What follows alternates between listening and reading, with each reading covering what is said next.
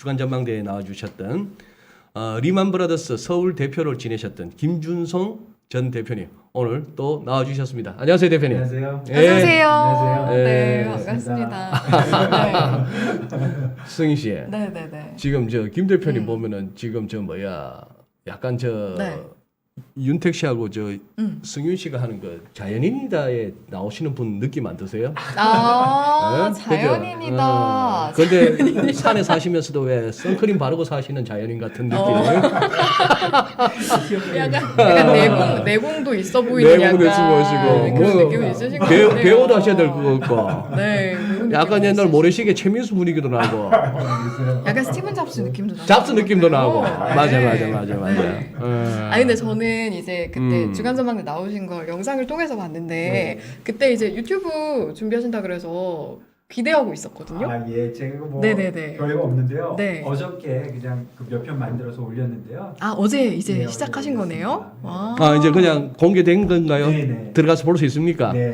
좀 소개해 주시죠, 대표님. 그 채널 이름을 이제 그 디리버티브스 딜링룸이라고 이렇게 정했는데요. 좀 잘못한 것 같아요. 이게 너무 영어니까 길다. 너무 길어가지고 어. 그래서 제가 경험 부족으로 그랬는데 근데 제 뜻은 그 이제 개인들이 이제 금융 투자를 하잖아요. 그리고 그게 사실은 그 개인들의 그 혼자만의 비즈니스, 트레이딩 비즈니스 같은 거. 마이크를 대표님 조금만 더 당겨 주시죠. 네. 앞으로. 네. 그래서 제 생각에는 그분들을 이제 좀 돕는 의미에서 딜링룸을 만들어 드린다 그런 뜻에서 그렇게 만들었고요. 네. 내용은 크게 이제 그 두 가지인데요. 하나는 그 조금 더 당겨 주시죠. 예. 그 딜링룸에 네. 그 딜링을 하는데 그 주식을 사고 파는 거 외에도 네네네. 다양한 이제 상품과 이제 파생 상품 같은 것도 소개해 드리려고 그래서 이제 첫 번째 내용은 그런 이제 그 이론적인 잠깐만요. 지금 아직 안 들리신다는데. 요거를 아주 과감하게 앞으로 딱 당기셔도 될 것 그럴까요? 같습니다. 네네, 그 정도면 될 것 같은데요. 알겠습니다. 네. 네, 그래서 이제 들리시나요? 네, 이제 들리네요. 들리신답니다. 아, 예. 예. 그래서 내용은 그 크게 두 가지인데요. 하나는 그냥 그 이론적으로 그래도 파생 상품을 거래하려면 그런 좀 이론적인 배경이 좀 있어야 되거든요. 그런 그렇죠. 꼭 필요한 것들. 그렇지만 절대 어렵지 않고 그다음에 필요한 것뿐 아니라 그래도 어느 정도 충분하게 그렇게 만들려고 노력했고요. 또 하나는 이제 실전적으로 뭐 리밋을 설정하고 뭐 마켓의 관행이라든가 뭐 심리적인 상태라든가 그런 거에 관련돼서 좀 도움을 주게 이렇게 두 파트로 만들어서 한 35편 정도 만들어서 앞으로 한 3, 4개월 정도 내보내볼까 합니다. 아, 그러시구나. 너무 부끄럽습니다. 예. DDR로 이렇게 딱 검색하면 뜨려나요? 이렇게. 약자가 DDR이더라고요. 예, 파생 상품 김준송 이렇게 하면 확실하게 파생 상품 예. 김준송. 아니면 제일 좋은 건 디리버티브스 딜링룸 이렇게 치면 나오는데요. 그걸 영어로 파생 적어서. 상품 김준송. 네네. 감사합니다. 예. 그렇게 접근하시면 될 것 같습니다. 대표님 지난번에 처음 모셔가지고 네. 제가 여쭤보지는 못했는데 네. 한번 여쭙고 싶었던 걸 오늘 다시 네. 그동안 우리 오늘 또 김 대표님 처음 뵙는 우리 시청자분들 아, 계시니까 예. 그동안 쭉 저 직장 초년병부터 해서 다니셨던 직장 한번 아 예. 예. 제가 그 30년 동안 7개 회사 다녔고요. 7개. 예, 그 중에 이제 그 쉽게 얘기해서 그 증권 계열 3개, 그다음에 은행 계열 4개 다녔는데요. 이 증권 계열은 베어링, 페레그린, 리만. 그다음에 은행 계열은 JP, CT, BNP, 스탠차 이렇게 다녔습니다. 그래서 그 증권사 3개가 지난 30년 동안 메이저로 망한 그 3개 회사에 제가 다 현역으로 다니고 있는 그런 이렇게 우연이라고 그럴까 그런 일이 있었습니다. 지금 말씀하신 은행 계열은 다 지금도 뭐 잘 가고 있는 기관들인데 예. 진짜 우리 요즘 젊은 분들은 예. 책에서나 듣는 이름들 베어링, 예. 페레그린, 리만입니다. 그렇죠. 예. 근데 그 세 군데를 다 그럼 경험하셨는데 네. 대표님 보시기에 망할만 했습니까? 아니면 억울한 부분이 있습니까? 예. 그래서 그 이제 그런 지난 30년 동안 진짜 사실 메이저로 망한 데가 거기 세 군데거든요. 네네. 그래서 이제 그 금융기관이 이제 그 파산을 하는 거를 보면은 우선 금융기관은 이제 커머셜 뱅크하고 인베스트먼트 뱅크로 나눠 보면 커머셜 뱅크들은 사실 어떤 크라이시스가 와도 거의 파산하지 않아요. 왜냐하면 정부가 구제를 해주거든요. 근데 이제 아이비들은 그 여러 가지 경우가 있는데 파산하는 경우도 있고 또 인수가 되는 경우도 있고 또 파산 후에 인수되는 경우도 있고. 그러니까 파산되는 경우는 지금 얘기한 그 정도의 회사들이고 네. 인수되는 회사들은 많죠. 예를 들어서 뭐 BOA 메릴이라든가 예전으로 가면 CT 살로몬이라든가 뭐 ING 베어링이라든가 이런 식으로 주로 커머셜이 이제 그 인베스트먼트 뱅크를 인수하는 경우도 있고 또 이제 파산 후에 하는 경우도 있어요. 리만이 망한 다음에 뭐 그 아시아 지역을 노무라가 샀고 그다음 미주 지역을 뭐 바클레이즈가 사고 뭐 페레그린 망한 다음에 유럽 쪽에 BNP가 인수를 하고 이렇게 여러 가지가 있지만 결국은 이 금융기관의 파산이라는 거는 대개는 큰 크라이시스가 있을 때 주로 일어나는 것인데 그때 이제 커머셜 뱅크들은 거의 그 구제를 하기 때문에 그런 일이 발생하지 않고 이제 아이비들만 좀 일어나는데 그 이유를 따져보면 정부 입장에서는 커머셜 뱅크는 기본적으로 리테일이잖아요. 네.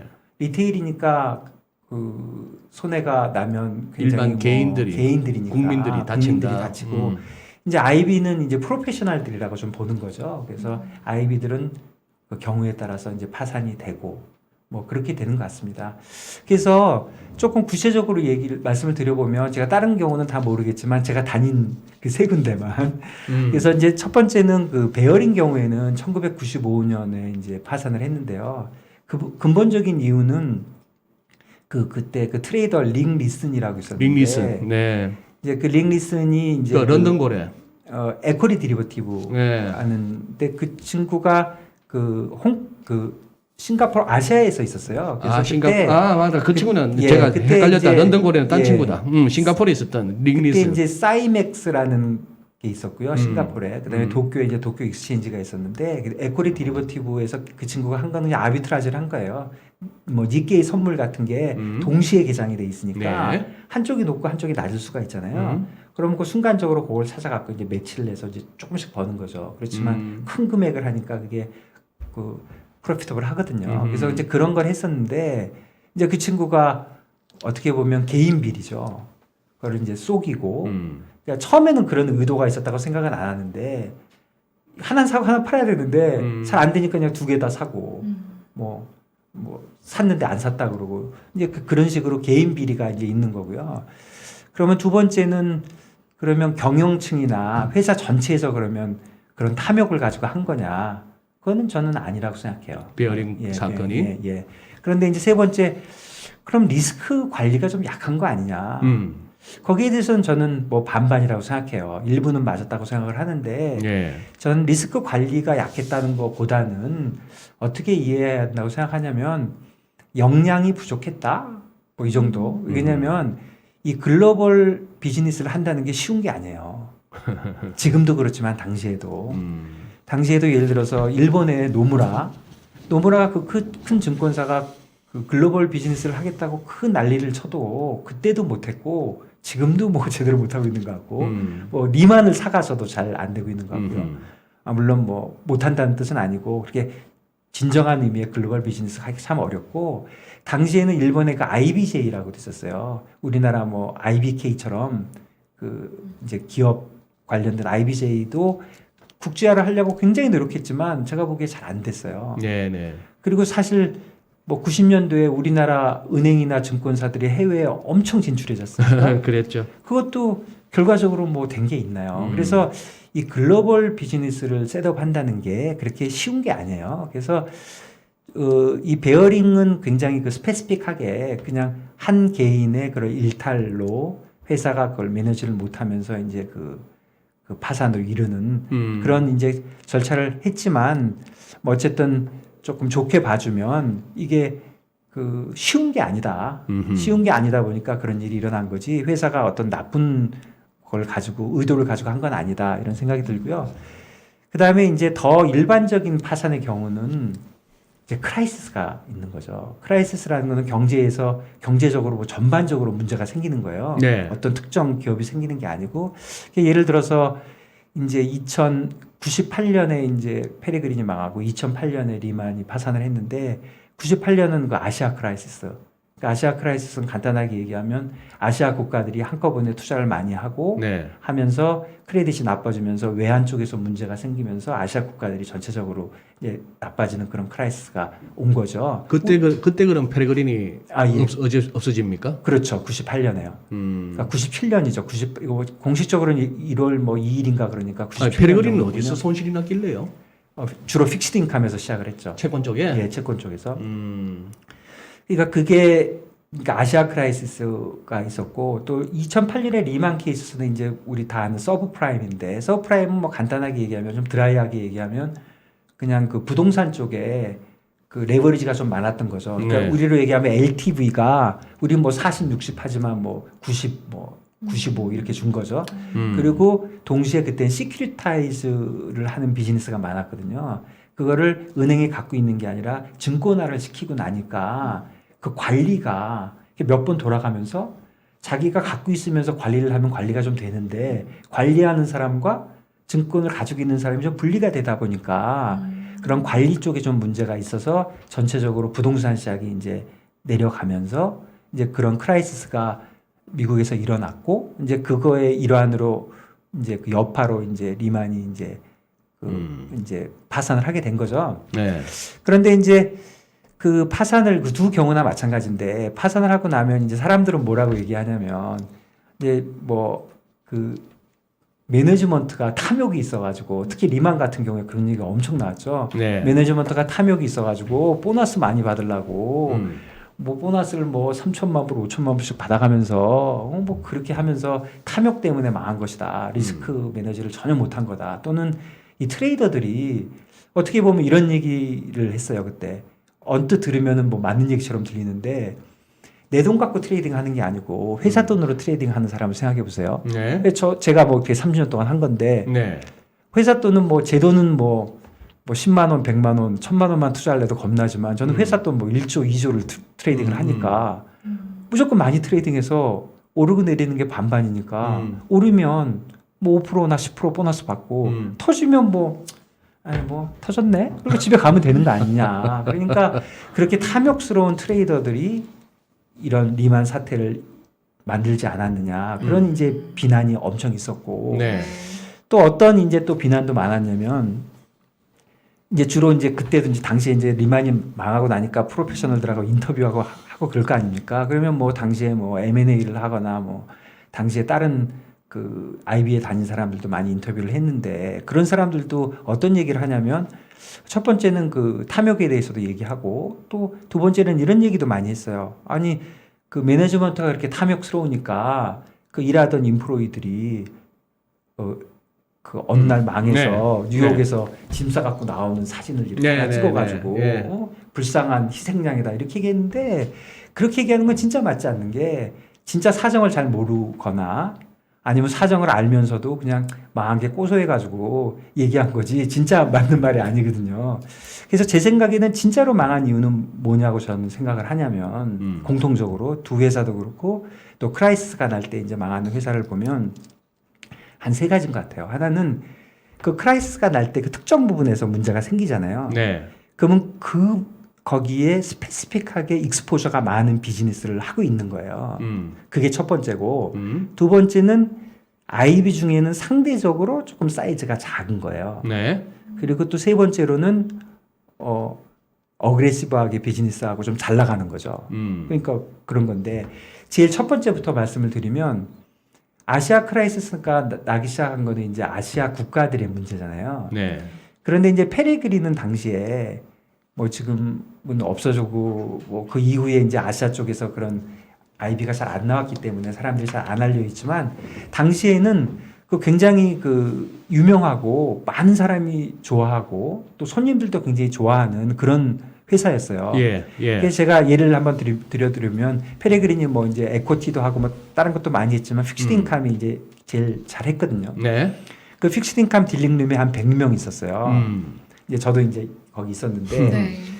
굉장히 그 글로벌한 회사는 아니지만 아시아에서는 모두 골고루 이렇게 비즈니스를 했어요. 네. 당시에. 예. 그래서 그 재미난 얘기인데 이 100명이 제가 어느 날 이렇게 보니까 진짜 100명에 한 나라당 10명씩 있는 거예요.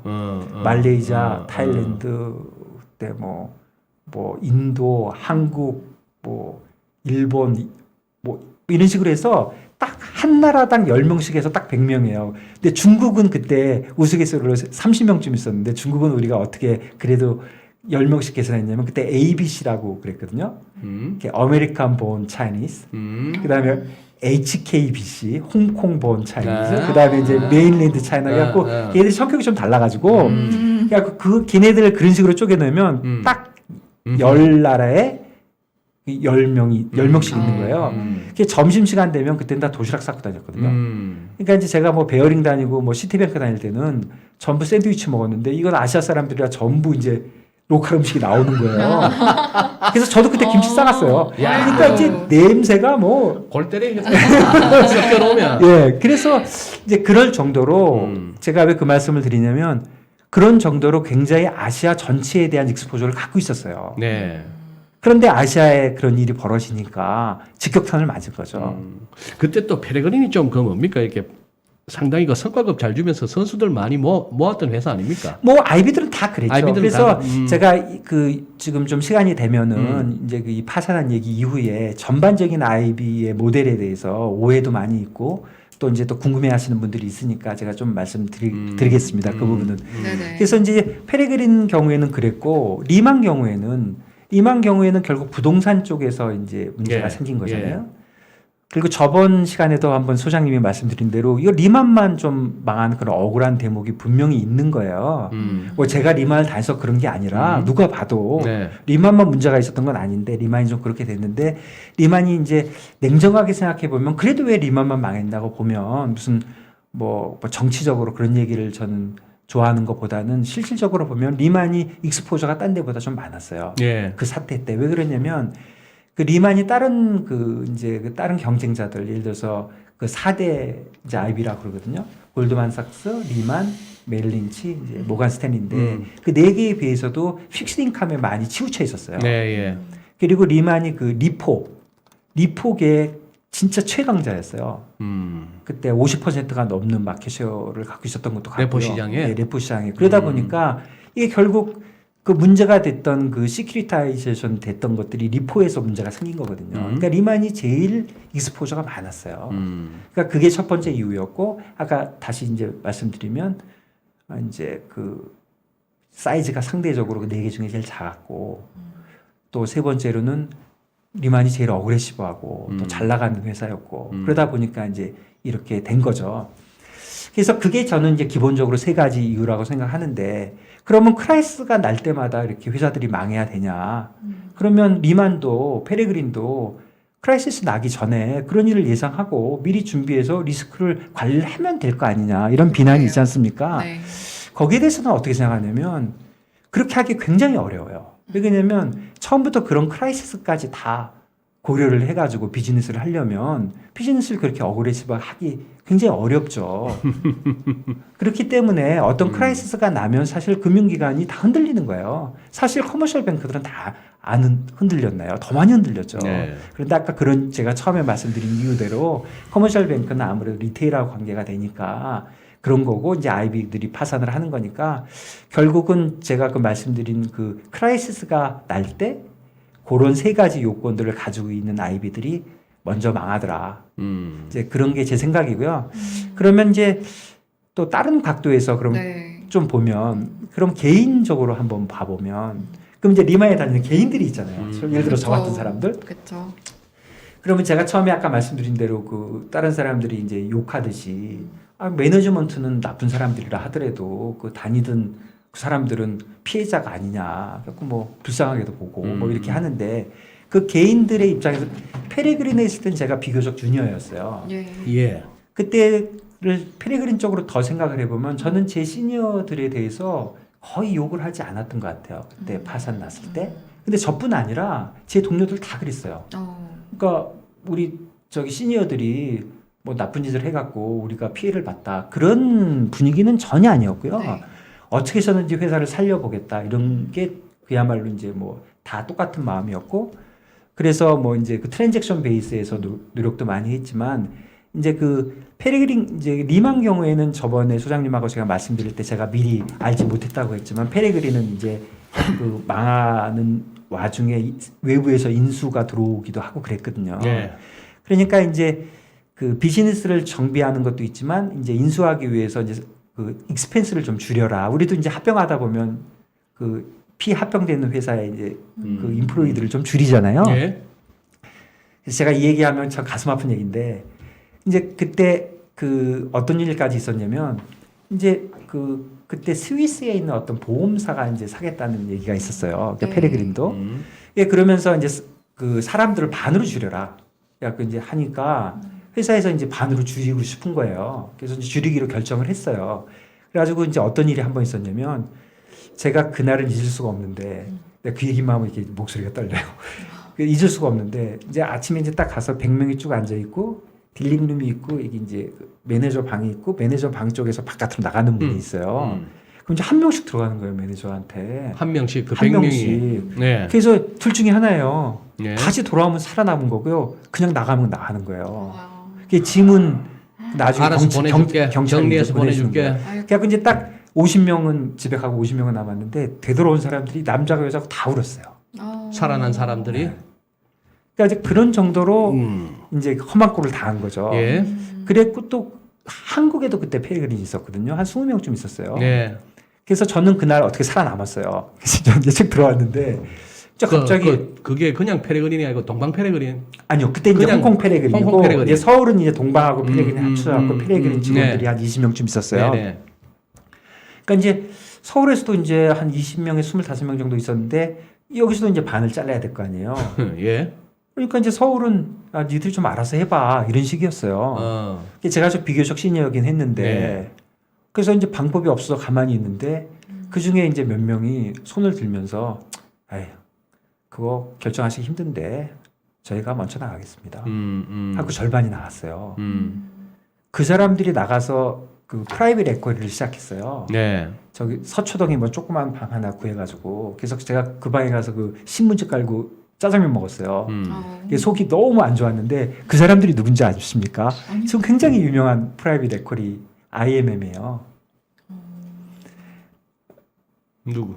IMM 그 만든 회사가 IMM이에요. IMM. 예, 예. 지금 굉장히 큰 뭐 저희가 뭐 서울에서 굉장히 잘 나가는 그런 네. PE 회사잖아요. 예. 하여간 그런 게 있었어요. 제가 이런 말씀을 길게 드리는 이유는 그래 개인별로 보면 그런 일이 있었고 그래서 그 파산한 회사들의 직원들에 대해서 그렇게 뭐 나쁘게 얘기한다든가 불쌍하게 얘기하는 거는 그 얘기한 사람들 이상한 사람들이에요. 아니 나는 근데 예 잠깐만. 예. 저기 대표님. 예. 자 그래도 이제 공교롭게도 대표님이 저 트레이더로서 이렇게 보내셨던 7개 회사 중에 3군데가 예. 증권 회사 계열이었는데 3개가 다 이름만 들어도 알만한 베어링, 페레그린 그리고 리만이었는데 예. 다 이제 역사의 예. 한 페이지로. 예. 저 그 이유를 이제 몸담으셨던 분 입장에서 말씀을 하시는데 네. 지금 이제 우리 예를 들어서 이런 거죠. 아주 회장님이 아주 날카로운 지적을 하셨는데 네, 글래스-스티글법 없애려고 로비한 거라든지 뭐 이런 것들. 자, 이게 이제 우리는 어떻게 보면 저는 그렇게 생각해요. 대표님도 처음 시작할 때도 그렇고 그 다음에 쭉 커리어를 쌓아올 때도 네. 우리 네. 월급쟁이고 성과 많이 내서 보너스 많이 받고 그래서 어떻게 하면 회사에서 맡겨진 업무를 잘해서 버짓 채우고 더 많이 내고 이런 것들로 우리는 이렇게 하지만 네. 사실 저 위에 보면은 결국은 정치거든요. 네. 이 법이란 게 무서운 게 네. 이 33년에 이 글래스-스티글법 해가지고 결국 IB들하고 CB, 저 커머셜 뱅크하고 이 투자은행하고 엄격한 벽을 세워놨던 걸 이게 99년에 없애고 나니까 그러고 나서부터 그 IB들과 CB들이 온갖 이거는 그냥 저의 이제 그겁니다. 그냥 저 뭡니까 이 금융위기에 그걸 갖다가 굉장히 비판적으로 얘기하는 사람들의 이제 얘기인데 이제 대표님께서 들으시고 거기서 그 부분은 좀 과하다 아니면 좀 오해가 있다 하신 분은 그러고 나서 이제 별짓을 다 한 그 몇 년 사이에 사실 우리가 무슨 뭐 알지 않습니까? 네. 서프라임 관련해서 파는 사람은 그냥 상품 보고 막 디립다 팔아가지고 직장도 그리고 소득도 없는 사람한테 뭐 집값 오르면 다시 갚으시면 되니까 일단 받아가세요. 네. 이자 안 내셔도 돼요. 이러면서 막 성과 쌓으면 보너스 나왔습니다. 네. 그런 식으로 하고 그렇게 밑에서 하다 보면은 회사 성과 나오면 또 저 위에 사람들은 또 더 높은 성과를 받아가고 그렇게 하다가 뻥 터졌고 뻥 터졌고 나니까 이제 그런 상황 하에서는 피를 봐야 되니까 희생양이 필요했고 네. 그래서 리만 네.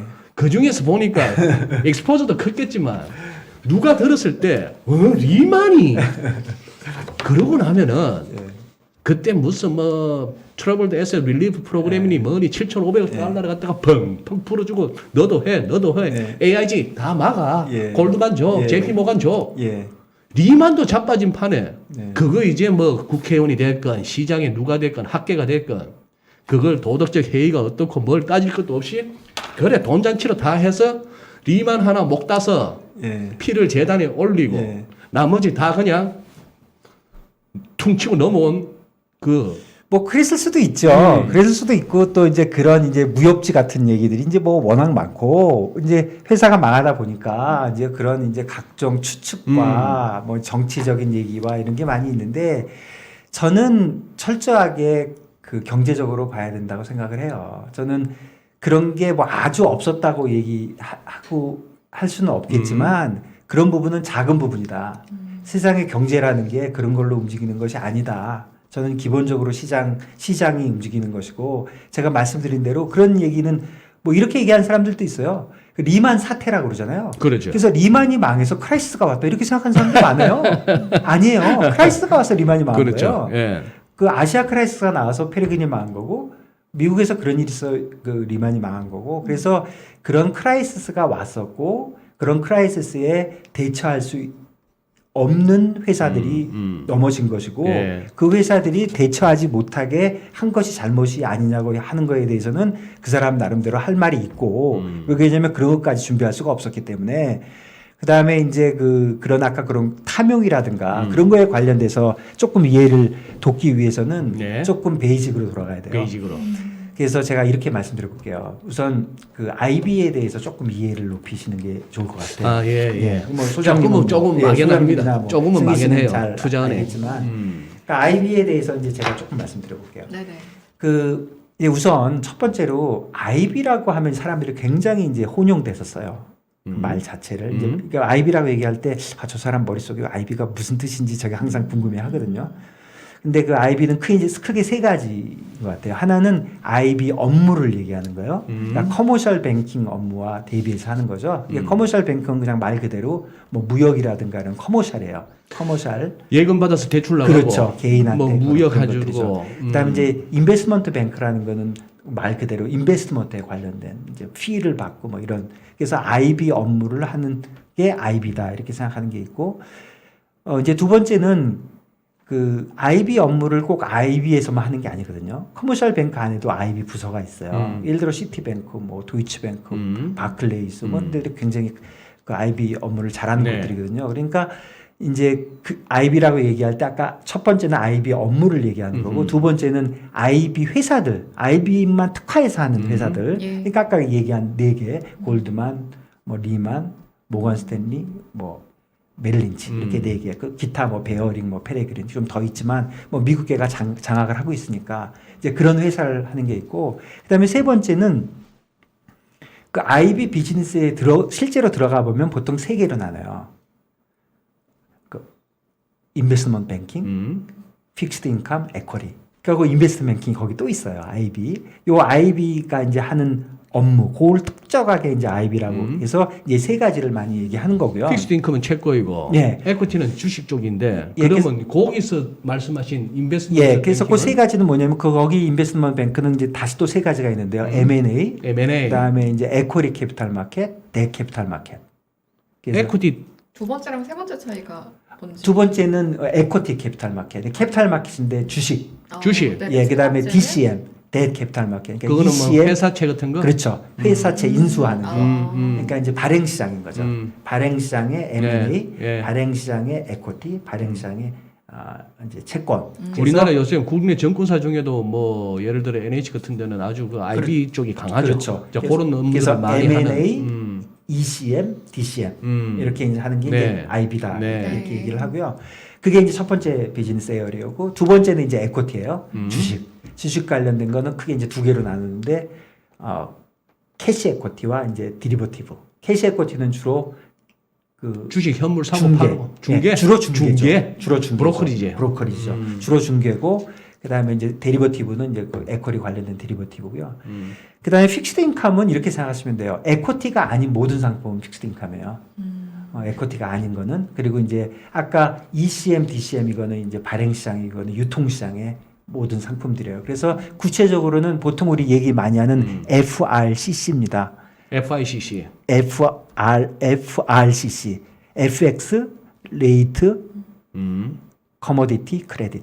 뭐 FICC라고도 하죠. FICC 라고도 인트레스트 하죠. 레이트라고도 예. 하고. 그래서 네. 이제 외환, 그다음에 인트레스트 레이트, 레이트, 그다음에 크레딧, 커머디티. 이제 이거에 관련된 이제 캐시와 이제 그 디리버티브 이렇게 해서 이렇게 크게 그 세 가지 비즈니스예요. 네. 그래서 그 IB를 얘기하는 거는 그렇게 하고 IB 비즈니스는 그 세 가지가 있고 그다음에 이 IB들의 그 2008년 직전에 2008년이 큰 분수령이 됐으니까 네. 2008년 직전에 비즈니스 그 행태를 보게 되면은 크게 세 가지를 좀 주목하면 좋아요. 그 어널리스 많이 하시는 분들 이제 포인트 오브 뷰로 보면 첫 번째는 ROE인데 그 리턴 온 에쿼리죠. 예. ROE가 20%를 항상 쭉 유지를 했어요. 그러니까 뭐 상당히 높은 거죠. 20%를 유지를 했고 20%가 타겟이고 또 20%를 계속 유지를 했어요. 그리고 이제 두 번째가 그 PBR, 프라이스 북 레이쇼죠. 그러니까 그 실제 자산 대비 시가총액. 시가총액. 그게 딱 2배예요. 2배를 유지를 한 거예요. 그러니까 뭐 10배도 아니고 1배도 아니고 2배예요. 그러니까 그 유지를 하려고 노력을 하는 거예요. 그러니까 뭐 PBR이 10배, 20배인 회사들도 있잖아요. 그렇죠? 그리고 또 우리나라 금융기관으로 1도 안 되는 회사도 있잖아요. 1이 안 된다는 거는 지금 팔면 지금 우리 지수 자체가 PBR 근처입니다. 한심하게도. 뭐 그게 이제 2를 네. 이제 유지를 하고 그다음에 이제 세 번째는 그 레버리지 레이쇼가 있어요. 그러니까 어셋 대비 이제 부채. 그게 굉장히 커요. 20배에서 30배예요. 빚 100억 내서 빚 1억 내서 그렇게 20억 자산을 갖다가 그렇죠. 굴리는 거죠. 예. 그런데 여기서 이제 잘 봐야 될 거 아까 리만하고 관련된 얘기인데요. 그러면 이 사람들이 왜 그렇게 빚이 많냐면 예를 들어서 제가 내 자본은 1이고 20을 빌려 가지고 장사를 하는 게 아니라 실제로 자세히 보면 대부분 리포예요. 리포. 예를 들어서 내가 미국 국채를 100원어치 사고 그거를 리포를 해서 95원을 빌리고 다시 또 국채를 사고 계속 그렇게 돌아가잖아요. 그러니까 담보로 맡겨서 그렇죠. 또 돈을 그렇죠. 만들어내는 거. 그러니까 20배를 했지만 20배를 빌리고 있지만 그 20배를 빌렸다는 건 라이애빌리티에 잡힐 뿐이지 실제로 그냥 생으로 돈 빌린 건 없어요. 대부분 그렇게 리포를 많이 하게 된 이유는 그 뭐 크레딧 리스크를 지고자 한 게 아니라 대부분 마켓 리스크를 진 거예요. 마켓 리스크. 마켓 리스크. 크레딧 리스크와 마켓 리스크는 아시죠? 크레딧 리스크는 이제 디폴트 나는 거고 마켓 리스크는 시장이 움직이는 거니까. 그래서 그 이제 오해 중에 가장 큰 게 어널리시스 하는 사람이 보고 이거 봐. 25배나 이거 레버리지를 했잖아. 남의 돈으로. 그렇지만 잘 모르시고 하는 소리예요. 실제로는 레버리지를 그렇게 레버리지 한 게 아니에요. 자기 돈 넣고 다 마켓에서 트랜잭션 베이스로 한 거기 때문에 그런 레버리지하고 좀 다르다. 그래서 그 세 가지가 이제 특징이고요. 네.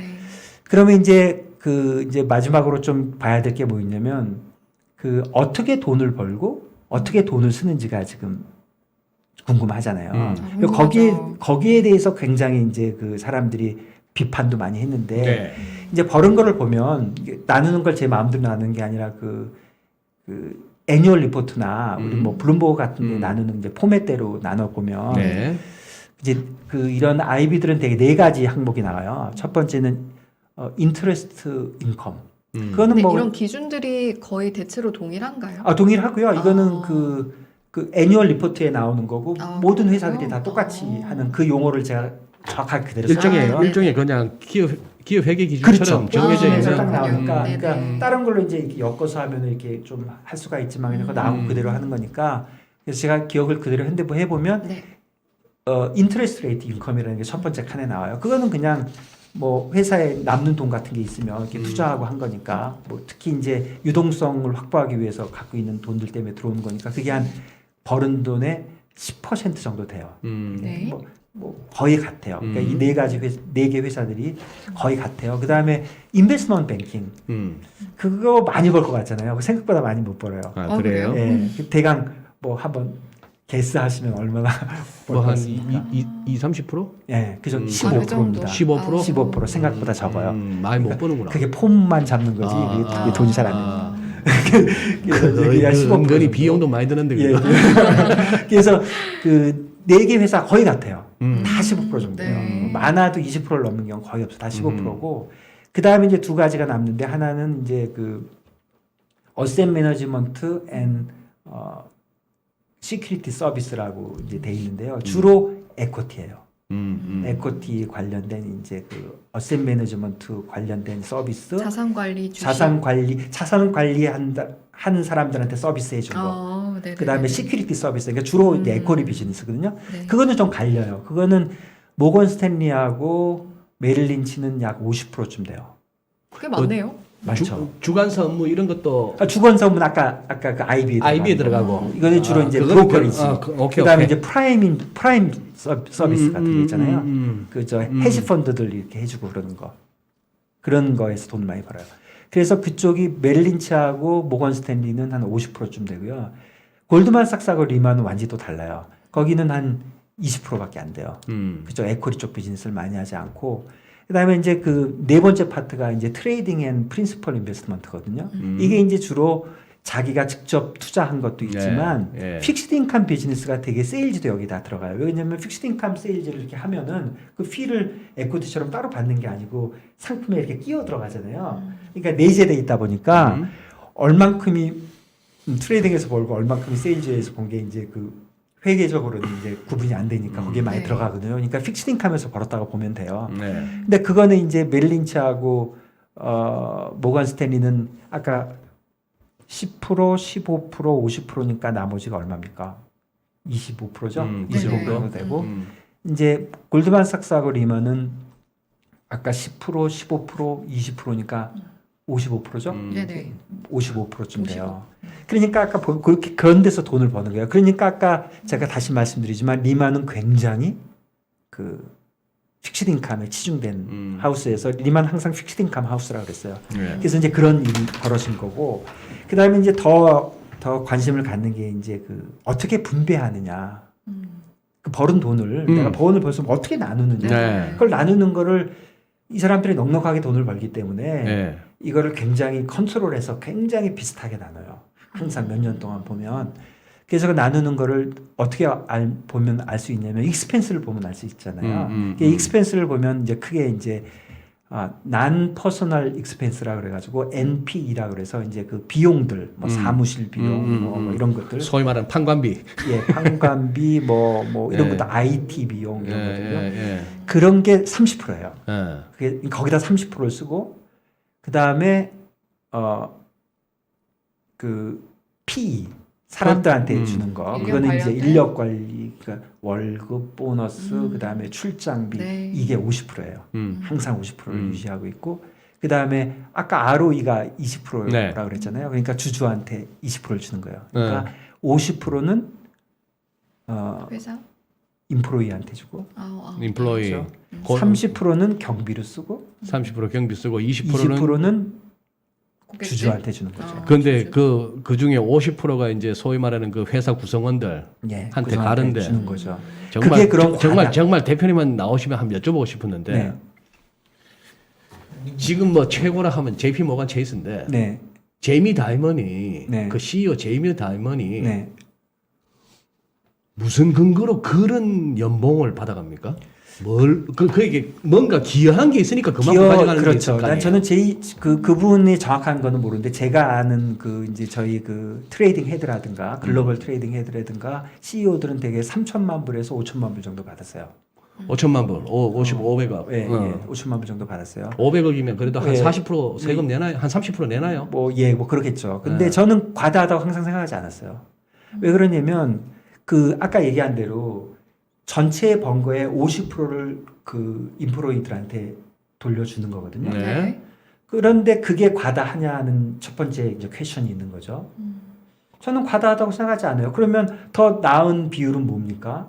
그러니까 NP가 30%라고 확정돼 있다고 치면 주주와 인프로이가 나눠야 되는데. 아니, 제 얘기는 네. 아니 그러니까 먼 그런데 회장이 아니요. 유난히 그렇게 많이 가져가는 그래서 거예요. 50% 네. 50% 20%가 이제 어글이 된다면 뭐 그럴 수 있다. 그게 맞는 비율이라고 인정이 된다면 저는 뭐 이제 그 개인적인 그분은 모르겠지만 이제 제 경우에는 제가 다니던 회사들의 CEO들에 보면 역할이 많아요.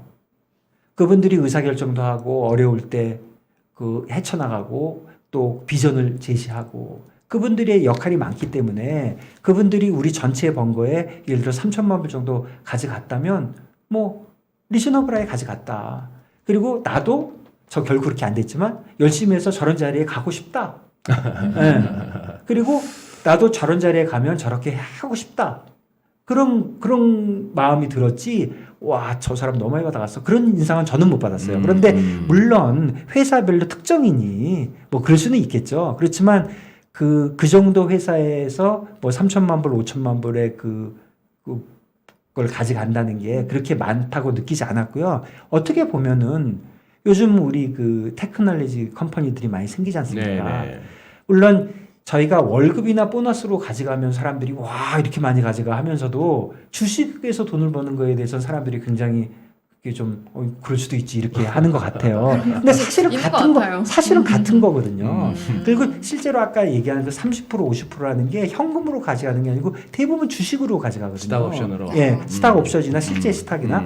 그러니까 제가 보는 관점에서는 주식으로 받으나 주식 가격이 오르나 보너스를 받으나 다 그 사람에 대한 컴펜세이션인 거예요.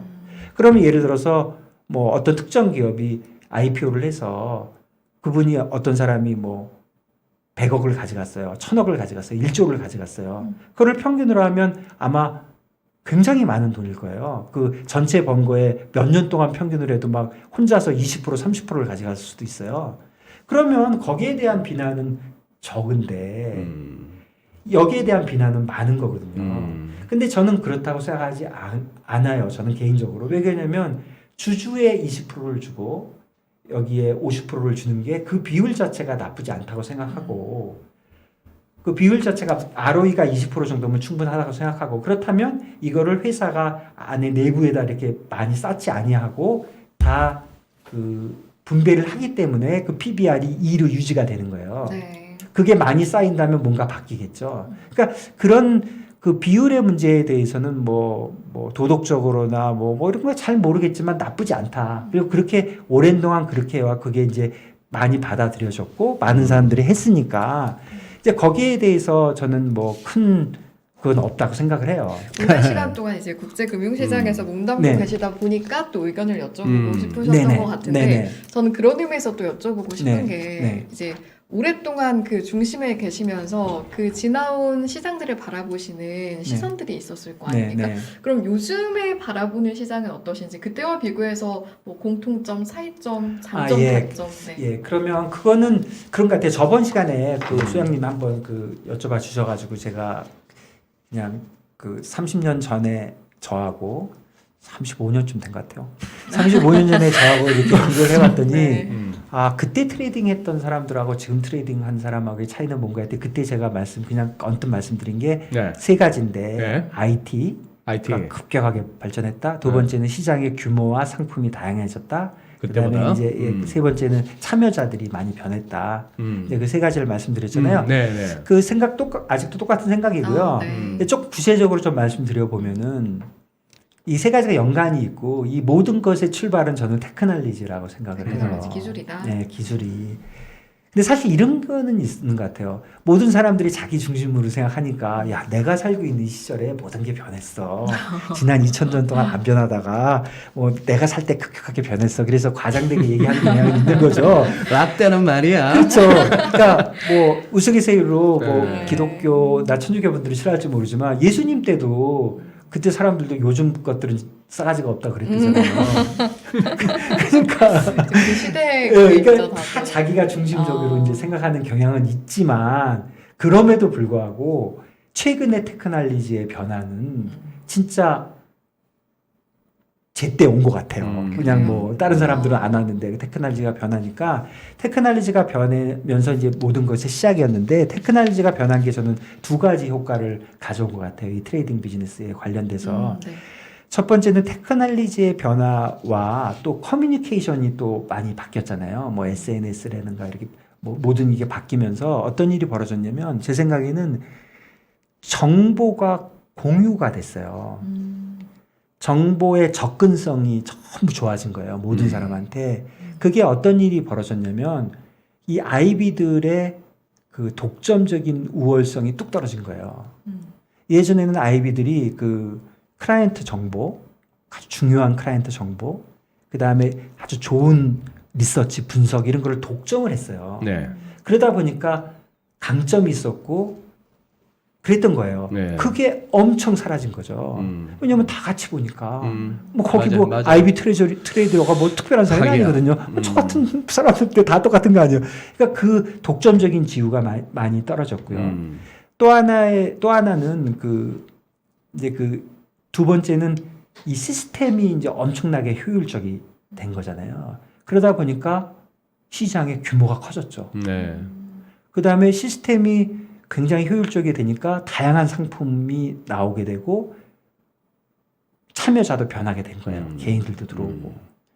그런 큰 줄기가 하나 있는 것 같아요. 참 가장 단적인 예가 작년에 그 민주시 열풍 때 그렇죠. 그 선수들이 월가의 선수들이 공매도 치는 걸로 주로 수익 내는 선수들이 그 개인 네, 투자자들한테 그렇죠. 물론 그런 그 중에는 식으로. 진짜 선수급들이 많아가지고 주도를 했습니다만 완전히 뭐 공매도 쇼스키즈 나면서 코피 터지고 그런 경우가 옛날 같았으면 있을 수도 없는 일이. 그렇죠. 네. 그래서 이제 구체적으로 좀 보면은 그러면 이제 다시 이제 그 아까 그 투자자가 별로 IB 트레이더들 그러니까 프랍 트레이더들 그다음에 펀드 매니저 개인으로 보면 그러니까 IB 사람들을 보면은 아까 얘기한 대로 첫 번째 가장 큰 게 독점적 지위가 없어진 거예요. 네. 옛날에는 정보를 독점했기 때문에 내가 분명히 이길 수가 있었는데 쟤도 알고 다 아는 거예요. 그래도 아직은 그 친구들만 아는 또 조금 있죠. 있어요. 그거가 있어요. 근데 비교가 안 되게 줄었어요. 아, 예. 근데 거기에 이제 또 한 가지 어떤 일이 벌어진 것 같냐면 2008년을 기준으로 해가지고 이 이제 마켓 리스크, 크레딧 리스크만 많이 보다가 리퀴디티 리스크를 많이 보게 됐어요. 그러니까 야 이게 돈 못 빌려서 파산하는 수가 있어. 그러니까 네. 리퀴디티 리스크를 더 봐야 돼. 그러면 이런 분위기가 그냥 분위기고 그 어떤 리밋을 정하는 내부적인 관건이고 이런 게 아니에요. 실제로 돈이에요. 예. 왜 실제로 돈이냐면 바셀 3 같은 게 들어오면서 다 바뀌었거든요. 예. 그러니까 예를 들어서 제가 예전에는 뭐 3년짜리 무슨 트레이딩을 하면 위험액이 1만 잡혔어요. 그런데 지금은 2가 잡히는 거예요. 근데 위험액 대비 자본이라는 게 있잖아요. 그게 BIS 룰이잖아요. 근데 그거를 뭐 몇 퍼센트로 유지를 해야 되지 않습니까? 그러면 내가 트레이딩을 예전하고 똑같은 트레이딩을 했는데도 위험액이 더 잡히니까 자본이 더 필요해요. 그러니까 자본이 더 자본을 필요하니까 늘리든지 위험 포지션을 줄이든지. 그렇죠. 이게 기왕 똑같은 거니까 자본이 늘었는데 네. 예전 같으면은 그냥 트레이딩을 하기 위해서 3년짜리를 빌리면 라이브에 빌렸는데 이거를 자본이 늘어나는 바람에 리콰이어먼트를 맞추려고 뭐 후순위 채권을 발행을 뭐 해야 되고 뭐 이러니까 라이브 플러스 뭐 500이 되는 거예요. 요즘 뭐 시티뱅크, BNP 이런 데도 굉장히 높아요. 네. 500까지 안 되는지는 모르겠는데 그러니까 그 3%, 5%가 전부 비용으로 들어간 거예요. 그러다 보니까 어떻게 됩니까? 프랍 트레이딩 하기 너무 어려워진 거예요. 옛날만큼 짝짝 안 아니. 걸리죠. 네. 강점도 없지. 코스트는 더 많이 맞지. 그러니까 예전에, 그러니까 30년 전에 하고 비교를 해보면 그렇게 질문을 하시니까 첫 번째 가장 큰 현상은 프랍 트레이딩이 줄고 그리고 클라이언트 포커스가 됐어요. 그러면 그래도 이 트레이더들 다 똑똑한 애들이거든요. 그건 놀고 먹는 게 아니라 얘들이 그러면 클라이언트가 투자하면 되지. 뭐 BIS 뭐 적은 뭐 클라이언트한테 그러면 더 좋은 그런 상품을 만들어서 주자. 그래서 그 프랍 트레이딩에서 클라이언트 포커스로 좀 바뀌었고요. 그게 제가 보기에 가장 큰 거고 또 하나는 아까 그 IT가 바뀌면서 두 가지 축이 바뀌었다 그랬잖아요. 하나는 그 정보 그 억세스가 좋았지만 또 하나는 시스템이 향상됐잖아요. 시스템이 향상되니까 트레이더들 시스템도 엄청 향상이 됐거든요. 그러니까 이 리스크 매니지먼트 하는 게 굉장히 예전보다 소피스케이트 됐어요. 그게 저만 해도 이 시스템 잘 몰라도 대충 버텼거든요. 저는 그 컴퓨터 엑셀도 잘 모를 때 시작을 해서 근데 요즘 애들 엄청 잘해요. 그래서 굉장히 소피스케이트 된 그런 이제 트레이딩과 리스크를 해서 예전보다 더 좋아졌다. 이런 더 섬세하게 하는 거죠. 그리고 그러다 보니까 더 좋은 상품도 사실 더 많이 만들어내요. 그러니까 지금은 아까 얘기하듯이 아이비들이 스탠드얼론한 아이비들이 많이 없어져 가지고 예전보다 돈도 못 벌고 원래 돈 벌 때 그것들 돈 벌고 지들끼리 많이 쓰고 이렇게 나쁘게 얘기하지만 그 친구들이 지금 다 안으로 스며들면서 또 금융계에 굉장한 일을 하고 있어요. 그리고 요즘은 사실 포커스가 IB에서 IT로 많이 갔잖아요. 옛날에 제 때만 해도 제일 가고 싶어 하는데 다 골드만삭스였어요. 리만 브라더스 골드만삭스였어요. 근데 지금은 다 뭐 구글, 뭐 아마존 이러잖아요. 그러니까 세상이 많이 변한 건데 그럼에도 불구하고 저는 그 IB의 모델이 굉장히 스탠다드하고 그 도덕적으로나 경제적으로나 괜찮은 모델이다 이렇게 생각을 해요. 그래서 어쨌든 그런 일이 벌어진 거고요. 네네. 이제 펀드 매니저 쪽에서 변한 거를 보면 IB와 거의 비슷해요. 펀드 매니저도 예전에는 주로 나한테 돈 맡겨. 내가 벌어줄게. 그리고 내 트랙 레코드는 이거야. 그래갖고 예전에는 펀드 매니저들 인터뷰하면 자기 트랙 레코드 쫙 가지고 그랬어요. 네. 근데 요즘 펀드는 그렇지 않잖아요. 주로 ETF니 이런 식으로 해가지고 그 상품은 내가 만들어 줄 테니까 리스크 결정은 손님들이 하세요. 요런 상품이니까 그렇죠. 읽어보시고 그러니까, 예, 마음에 패시브 쪽으로 드시면 가는 맡기세요. 거죠. 그러니까 똑같은 거예요. 그 펀드 딱히 매니저 제가 할 건 없습니다. 예, IB하고 우리 같이 됐고. 그리고 이제 세 번째 그룹이 이제 개인이잖아요. 개인은 대박 난 거죠. 개인은 이제 살판 난 거죠. 예전에는 그냥 펀드 매니저 IB들이 했던 거를 이제 개인들이 왕창 들어와서 하는 거예요. 자, 그러면 개인들은 다 해피하게 엄청나게 잘하고 있느냐. 이제 이게 퀘스천인 거죠. 그쵸. 네. 그게 이제 큰 차이 같아요. 그러니까 30년 전에는 개인들이 뭐 하는 거에 별로 관심 없었어요. 그 저번 시간에도 저희 얘기했지만 그 명동 객장 앞에서 소리 지르고 꽹가리 치고 뭐 심한 사람들은 뭐 활복도 하고 뭐 그런 시대였지만 지금 개인들은 다르죠. 지금 개인들은 괜찮은 개인들은 그 테크놀로지 쪽에 사업을 해서 큰 돈을 벌거나 자산 쪽에서 큰 돈을 번 사람들이 굉장히 소피스케이트하게 이제 투자를 하고 그러죠. 그래서 많이 변했어요. 그래서 저는 이제 특히 이제 이런 금융 투자 쪽에서 제가 뭐 유튜브도 해보고 뭐 이런 방송에도 나오고 하는 이유는 저는 네. 사실 새로 시작하시는 분들한테 제가 뭐 이렇게 조언을 한다 뭐 이런 정도는 아니지만 실상을 좀 가르쳐 드리는 거는 이제 좀 도움을 드리고 싶거든요. 그러니까 네. 제가 이렇게 해라 하는 건 아니지만 공감 정도라도 제가 이제 좀 해드리면 도움이 될 것 같아서 그래서 혹시 이런 얘기 좀 해보고 싶은데요. 조금 다른 쪽인지 모르겠지만 제가 20대 2030 세대들의 지금 현실을 보면 금융 투자 쪽에서 네. 보면 그런 말씀 좋아요. 예, 제가 2030 안에 들어가면 좋아요. 30 안에 들어가면. 네. 어쨌든 2030 세대의 현실을 제가 그냥 현실만 공감하는 차원에서 제가 뭐 어떻게 해라는 그런 건 아니고 보면 첫 번째는요 직업이 없는 것 같아요. 잡 찾기가 너무 힘들어요. 힘들죠. 네. 힘들어요. 저희 때는 뭐 웬만하면 다 찾잖아요. 그런데 잡 찾기가 어려워요. 그 이유는 성장률이 떨어지고 있고요. 그 다음에 이제 기계가 발달하면서 잡 자체가 없어지는 거예요. 사람 일을 다 기계가 하는 거죠. 근데 두 번째는 자산 시장이 이미 많이 인플레이트 돼버렸어요. 그래갖고 자산이 너무 비싸. 가뜩이나 직업도 없는 데다가 옛날에는 20년, 10년만 일하면 집을 살 수 있는데 이제 20년, 30년을 해야 돼요. 저 잠깐 울고 올까요? 네. 나가서. 그래서 어려운 현실, 네. 어려운 현실에 네. 있어요. 참 답이 없죠. 네. 어렵죠. 그 다음에 또 괴로운 게 또 있어요. 제가 세대 간에 뭐를 이렇게 불질르려고 그런 건 아닌데. 그럼요. 이건 제가 조금 좀 개인적인 의견도 많이 네네네. 들어가 있긴 한데 세대 간에도 너무 어려워요. 예를 들어서 세대 간의 갈등도 많은 세대 간 거예요. 갈등. 경쟁자가 있는 거예요. 이 경쟁자가 딴 사람이 아니고 형님하고 아버지예요. 네. 근데 이제 우리 아버지부터 얘기를 하면 그 55년생부터 63년생이 그 베이비 부모지 않습니까? 그 55년생부터 63년생까지 그쯤 됐던 것 그러면 같습니다. 이제 지금 50대 후반부터 60대 이제 중반까지 있는 음. 사람들인데 뭐 저희 세대지 않습니까? 네, 그렇죠. 이분들이 첫 번째로 좀 우스갯소리지만 숫자가 굉장히 많아요. 그 제가 61년생인데 네. 60년생들하고 이제 학교를 다녔어요. 그러니까 옛날로 하면 빠른 이제 뭐 79 학번인 거예요. 그런데 그 예전에 저희 날 때 저기 통계 같은 거 저도 이제 가끔 좋아해서 보는데 어떤 사람들이 우리나라는 71년생이 제일 많다 이렇게 한 건 잘못된 거예요. 그 왜 그러냐면 제가 이유를 알아요. 제가 그 통계청 가서 보니까 그 통계가 71년부터밖에 없어요. 그러니까. 예, 그걸 보고 71년생이 제일 많다 그러는 거예요. 하나면 58년 개띠요. 아. 예, 예, 그거 아니에요. 예. 그러니까 그 제가 통계를 잘못 봤을 수도 있는데 저하고 똑같이 본 사람도 있더라고요. 그냥 72년생이 제일 많대고 절대 아니에요. 네. 58년 개띠 아니고요. 제가 아는데요. 60년생하고 61년생이에요. 6061이에요. 60이 많은지 61이 많은지 모르겠는데 거기가 탑이에요. 이렇게 쫙 내려오거든요. 숫자가 엄청 많아요. 난 사람 기준으로 120만으로 제가 기억하고 있어요. 그래서 예전에 제가 진짜 웃기는 게 중학교에서 고등학교 갈 때 우리 예전에 무슨 시험 같은 거 봤어요. 네. 연합고사인가 뭐 이런 거 봤어요. 그 신문에서 나오는 거예요. 역대 최대라고. 그런가 보다. 대학교 갈 때 예비고사 뭐 이런 거 할 때 또 나오는 거예요. 역대 최고라고. 바보 아니에요? 그 사람들이 3년 전에 최고였으면 당연히 최고인 거지? 요즘도 나와요. 역대 최고의 은퇴자가 생긴다고. 오래됐기 때문에 좀 잊어버릴지 모르지만 똑같은 거예요. 네, 당연하죠. 그래서 120만 정도 태어났는데 제 기억이 맞다면 아직도 100만 이상 살아있대요.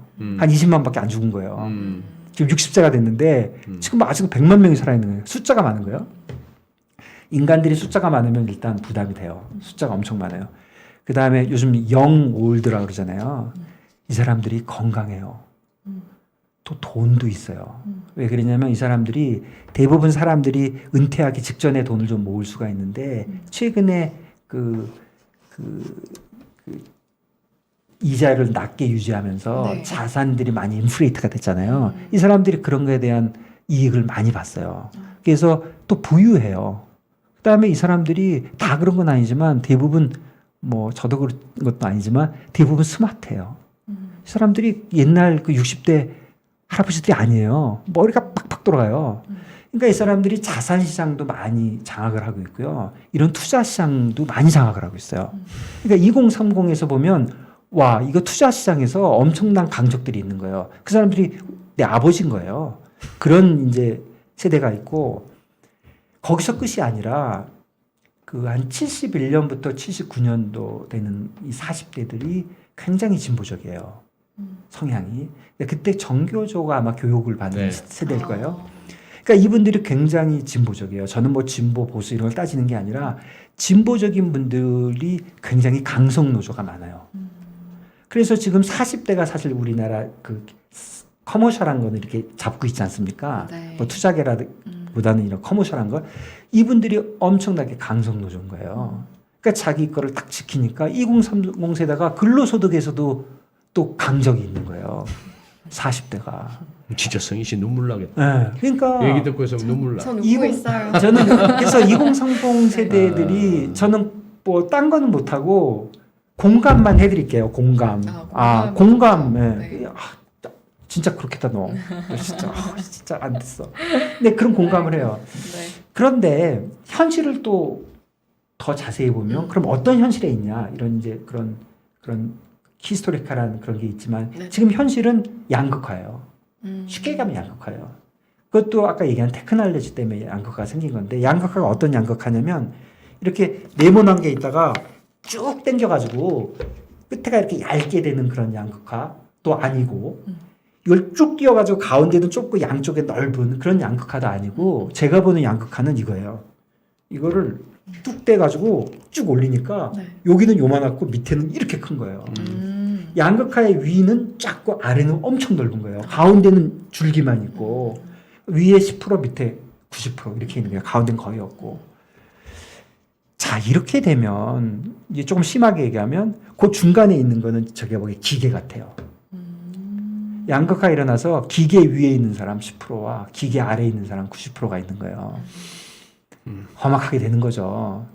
그러면 열심히 이제 해서 기계 위로 가는 사람이 돼야 되잖아요. 제가 이렇게 얘기하면 야 그러면 야, 힘들어 죽겠는데 9대1로 싸워가지고 해야 되느냐 이런 얘기를 하는 게 아니라 저는 그래도 희망을 버리지 말고 노력을 해야 된다고 생각하는 게 만일에 9대1의 숫자가 맞다면 그거는 글로벌한 숫자예요. 그러니까 우리나라는 뭐 5천만밖에 안 되잖아요. 그러니까 우리가 열심히 하면 우리나라는 9대1이 아니라 3대7이 될 수도 있는 거잖아요. 5대5가 될 수도 있고. 그러니까 젊은 분들이 더 힘을 내셔야 된다. 그래야지 우리가 살 길이 있다. 저는 그렇게 생각해요. 왜냐면 40대 자기만 챙기고 60대 뭐 자기만 챙기고 있으니 20, 30대가 해줘야 된다. 그렇게 생각을 저는 해요. 그러면 기회라는 쪽에서 보면 저는 어떤 기회가 있다고 생각을 하냐면 제가 조금 다른 얘기지만 이런 예를 들어서 볼게요. 저희 아버님은 고등학교만 졸업하셨어요. 그래서 한국은행에서 40년, 35년, 40년 근무하시고 이제 그 은퇴하셨어요. 네. 그러니까 평생 한 직장 다닌 거예요. 저는 말씀드렸다시피 7개의 직장 다녔어요. 네. 하는 일은 뭐 IB 트레이더 하나였지만 7개 다녔어요. 저희 아들, 딸은 보니까 동시에 7개 직업을 가질 수도 있을 것 같아요. 그러니까 엄청 다양해졌어요. 그러니까 어려운 상황이지만 할 수 있는 일은 있다. 이렇게 봐집니다. 하긴 그 말씀이 맞는 것 같은 네, 게 네. 요즘에 이제 저도 또래 친구들이랑 네. 이야기를 하다 보면 직업이 하나일 필요는 없잖아 그럼요. 라는 이야기를 하기도 하고 그게 단순히 그 내 나이별로 직업이 다를 수 있어가 아니라 동시에 여러 가지를 할 수도 있지. 그렇죠. 에 대한 게 그렇죠. 많이 열려 있긴 해요. 그렇죠. 불과 몇 년 사이에 그리고 그렇게 실제로 됐어요. 그런 네. 기회가 있고 그러니까 맞아요. 그런 기회를 많이 이렇게 좀 보시는 게 그래서 뭐 그런 기회가 있다고 하지만 2030 세대들이 굉장히 어렵고 지금 처음에 주셨던 그 질문에 답을 드리면 그런 어려움이 있다. 그리고 예전과 지금의 변화면 이렇게 변화 왔는데 이렇게 변해 온 현상에 대해서 쳐다보는 것도 좋지만 그 판단을 해보면 야 이게 그 젊은 세대들이 더 어려운 그런 어려운 시장으로 가고 있다. 그래서 그 다양한 기회를 보고 다양한 거를 할 때 제가 아주 강하게 그 뭐 조언을 드리는 건 아니지만 제 생각은 금융 투자에 관심을 가지셔야 돼요. 그렇죠. 네. 그 예전에 저희 때는 금융 투자 관심 안 가져도 먹고 사는 게 좀 넉넉해서 그냥 넘어가고 그냥 100명이 일해서 100명이 먹고 사는 거였지만 앞으로는 10명만 일하고 90명은 뭐 일 안 하고도 먹고 살거나 뭐 정부가 도와주거나 이런 거기 때문에 그 금융 투자도 이제 선택이 아니고 필수다. 그래서 젊은 분들 네. 금융 투자를 그 많이 해야 된다. 네, 그리고 공부도 하시고 또 실전에서 들어오시고 그래서 그거를 강추하는 바입니다. 네, 알겠습니다, 대표님. 벌써 10시 12분이 됐는데 그래요? 이제 우리 또 시청자분들도 이제 휴식하시고 내일 또 전투를 하셔야 되니까 시장에서 또 출근도 하셔야 되고 해서 마무리를 하자면은 대표님 말씀 듣다 보면 참 그렇습니다. 이 암울한 어떤 현실과 특히 2030 세대에 대한 어떤 공감을 해주신다고 말씀하신 것들 듣다 보면은 이걸 갖다가 일국의 지도자가 되겠다는 사람들이 아니면은 바쁘시다면은 그쪽에 수많은 그 인재들이 있다는 그 캠프에서 네. 오랜 고민 끝에 이런저런 대안들을 내줘야 되겠는데 나이 많으신 분들한테 가면 여러분들도 일하게 해드리겠습니다 하고 또 젊은 사람들 모임에 가면은 뭐 여러분들 그거 하겠습니다 이쪽 가서 저쪽 가서 예? 아닌 게 아니라 뭐 오전에는 교회 가고 오후에는 절에 가고 이래가면서 다 맞추려고 하는 이래가지고는 세상 안 변합니다. 세상 안 변하고 또 그렇기 때문에 금융투자라는 걸 갖다가 안 하실 수가 없다라고 했지만 저는 또 사실 그 명제에 대해서도 그렇습니다라고 흔쾌히 얘기할 수 없는 거는 아직까지 그 비율은 안 변한 것 같습니다. 그렇게 해서 개인들이 시장에서 금융투자를 통해서 번다. 과연 몇 %일까 하는 부분. 네. 지금 많은 분들이 답답해 하시거든요. 네. 많은 분들이 답답해 하시고 더군다나 봐서는 안 될 장을 봐버렸어요. 2020년 같은 장을 갖다가 내가 직접 내 눈으로 본 거예요. 거기에 나는 참석을 못했는데 내 주위에는 갑자기 그렇게 돼버린 겁니다. 네. 많아졌죠 갑자기 주위에. 테슬라를 갖다가 300불대에서 내가 사가 아직도 들고 있다는 사람도 있고 아 부럽네요. 비트코인 갖다가 내가 뭐 옛날에 뭔지도 모르고 뭐 한 2억에 갖고 있었는 사람도 있고 이거 보니까 돌아버리는 거죠. 그러고 나서 뛰어들었더니만 지금 이제 깝깝한 그런 현실 하에 이 채널이나 이 유튜브는 도움될까 싶어 가보니 될 때도 있고 안 될 때도 있고 항상 50대 50이고 시장은 오늘도 고민스럽고 내일도 고민스럽고 네. 한 번도 쉬워 보이는 때가 없고 네. 그런 상황이 근데 됐습니다. 뭐 오르고 내리는 거는 반반이지만 네. 뭐 스킬셋은 있는 거니까요. 그러니까요. 예. 뭐 여러 가지 좀 생각해 볼 것을 많이 던져주신 오늘 그 얘기입니다. 아까 어느 분이셨지? 뻥쟁이님이셨나? 네네. 그 제가 아니 뭘 그렇게 CEO들이 그렇게 많이 가져갑니까? 이러면서 막 투정하듯이 여쭤봤더니만 어떤 월가의 분위기 또 그쪽에 나도 열심히 해서 저 자리에 가고 싶다. 아 지도자들은 네, 당연히 물론 그래 하는데 지도자들은 대우를 받아야죠. 한 분이 이제 그렇게 예. 말씀한 이제 저도 이제 늘 갖고 있었던 생각인데 네. 혹시나 그러면은 어떤 경영 판단이나 전략적 판단의 미스로 인해서 큰 어떤 손실을 왔거나 뭐 시장 전체에 민폐를 끼쳤을 때 그 사람이 그러면 그걸 하느냐 책임져야죠. 이런 얘기들도 나오고 네. 어쨌거나 승희 씨 혹시 그거 보셨나? 뭐요? 마이클 더글라스하고 찰리 신 리즈 시절에 찍었던 월스트리트 같은 영화. 빅쇼트. 월스트리트 영화 제목 월스트리트? 자체가 월스트리트. 안 봤어요. 들어본 적이 없네요. 뭐 빅쇼트도 이제 워낙 유명하고 마진콜 네. 같은 거는 리만 사태를 그대로 서프라임을 했고 한데 월스트리트 같은 거는 좀 오래된 영화긴 한데 볼까요? 한번 보세요. 추천하세요? 한번 승희 씨도 한번 보시고 알겠습니다. 우리 저 시청자 여러분들 가운데도 예, 들어는 봤다. 네. 진짜 보면 그 마이클 더글라스하고 찰리 신 진짜 진짜 날아다닐 때입니다. 그런데 네. 그 당시 이렇게 보고 있으면은 어떤 월가의 어떤 분위기를 저는 점점 살면서 영화가 그냥 영화적 상상력이 아니더라고요. 영화보다 더한 게 현실이더라고요. 맞아요. 그래서 한번 알겠습니다. 이렇게 어차피 주식 하시면은 월스트리트 같은 영화는 우리 젊은 분들 한번 네. 꼭 한번 보시기를 네. 추천드립니다. 기소장님 네. 제가 그러면 또 한 번쯤 더 나올 기회가 아, 있습니까? 조만간 또 예, 오실 다음에 거잖아요. 한번 야, 나오시면 그래서 제가 여기 이제 또 기회가 한 번 좀 더 있으면 제가 네. 한번 해보고 싶은 게 있어요. 한 번 더 모실 네. 겁니다. 어떤 네. 이야기 준비하셨나요? 제가 뭐 60분 챌린지 같은 건데요. 네. 제가 이제 그 상품을 다양하게 해야 되는 게 제 이제 믿음인데 그러다 보니까 사람들이 이제 파생 상품에 대해서 너무 어려운 거라고만 이제 항상 생각하시는데 어려워요. 어렵죠. 네. 어렵지 않아요. 어려워요. 어렵지 않아서. 정말요? 왜 그러냐면 저는 이렇게 믿어요. 저도 하는데 왜 그러세요? 그래서 제가 그 챌린지 근거가 안 되는 것 같은데. 제가 챌린지 하고 네. 싶은 이거예요. 60분 동안 네. 파생 상품의 대표적인 상품 3개 있잖아요. 네. 선물, 네. 수압, 옵션의 프라이싱. 프라이싱을 알면 다 아는 거 아니에요? 내가 얼마를 내가 그걸 60분 챌린지 이거 다 하시고 알려주시는 60분의 거예요? 챌린지를 다음에? 하는데 어. 그래프 절대 안 그리고 수압 공식 그래프 절대 안 없이? 쓰고 정말요? 칠판 안 쓰고 그게 가능해요? 와. 그리고 이제 듣는 사람은 기준을 이 소장님 정도의 기준이 아니라 그러니까 주식 트레이딩은 현물 주식 트레이딩은 그래도 해봤다. 네. 승희 씨는 대박. 그보다 또 비슷해요. 대박. 그 정도신가요? 그 정도. 예, 뭐 네네네. 승희 씨 정도 되는 분을 타겟으로 해서 제가 60분 동안 해서 이제 그동안 이제 질문도 받고 네, 뭐 네. 이렇게 해갖고 질문을 해서 60분 동안 제가 했는데 제가 이제 챌린지에 통과를 못하는 경우는 이런 게 못하는 거예요. 승희 씨나 누가 네네네. 하는 말이 네.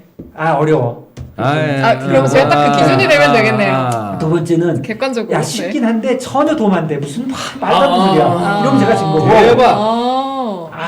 그렇네. 오케이.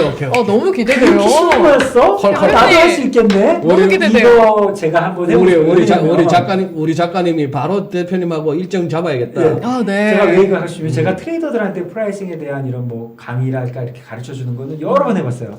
재미 네네. 전혀 없어요. 맨날 산수로 해요. 나도 어렵게 가르쳐야지. 네. 근데 진짜 챌린지는 어. 쉽게 하는 거거든요. 인정합니다. 해볼게요. 인정합니다. 맞아요. 뭐냐? 예.